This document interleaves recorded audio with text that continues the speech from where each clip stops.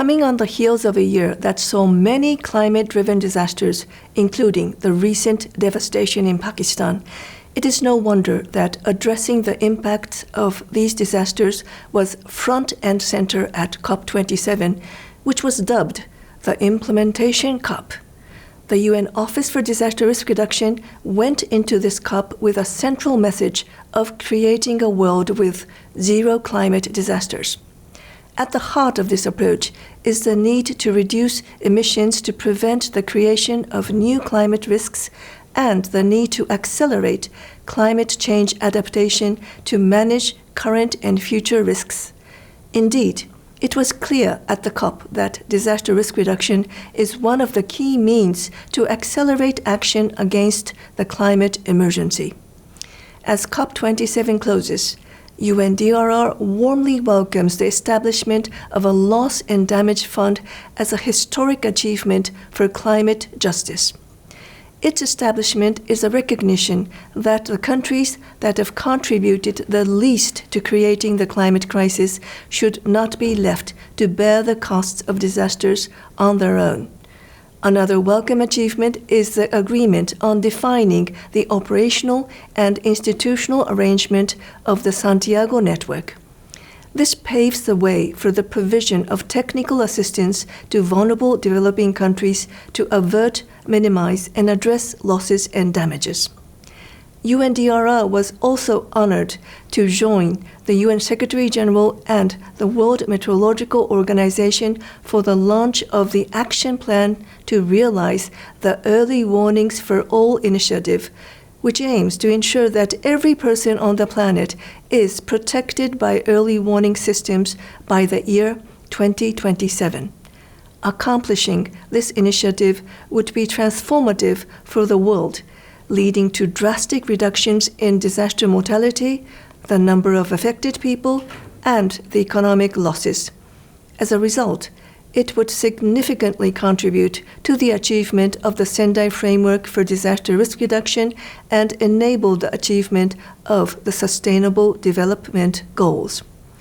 We also congratulate our partners on several other launches at COP27, including the launch of the Global Shield Against Climate Risk by the G7 and the V20 group of climate vulnerable countries, the launch of the International Drought Resilience Alliance by Spain and Senegal, with support from the United Nations Convention to Combat Desertification, and the launch of the Infrastructure Resilience Accelerator Fund by the Coalition for Disaster Resilient Infrastructure, CDRI.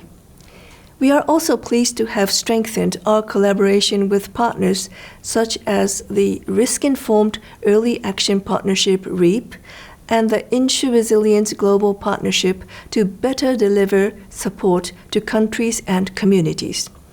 This includes joining the Adaptation Action Coalition to lead its workstream on disaster risk reduction, which was launched at COP. These are only some of the accomplishments at COP27 that UNDRR has been involved in and which we are glad to support. That said, we are disappointed to see the COP27 fell short in some key areas. Most notably, we had hoped to see greater commitments to reducing emissions to keep the 1.5-degree limit within reach. In the absence of such reductions, new climate and disaster risks will continue to be created, which threatens to overwhelm adaptation and response capacities. As the UN Secretary-General said, a fund for loss and damage is essential, but it's not an answer if the climate crisis washes a small island state off the map or turns an entire African country to a desert. That is why, as we look ahead to COP28 under the presidency of the United Arab Emirates, we hope parties will take a giant leap in climate ambition to match the crisis at hand. We also hope to see better progress on delivering more funding for climate change adaptation. Countries must make good on the long-delayed promise of delivering $100 billion a year for developing countries. This includes dedicated funding for the Early Warnings for All initiative and the Santiago Network, in addition to expanding access to lending through the Bridgetown Initiative. COP27 broke new ground in key areas, but fell short in others. Nevertheless, we remain determined to build on the progress made to date and to help all countries realize a future with no disasters. Thank you very much.